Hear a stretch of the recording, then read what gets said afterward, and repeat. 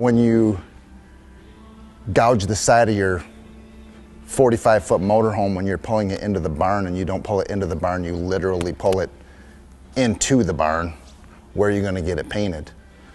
You're going to get it painted at Schroeders in Howell in the new 55-foot long state-of-the-art RV spray booth.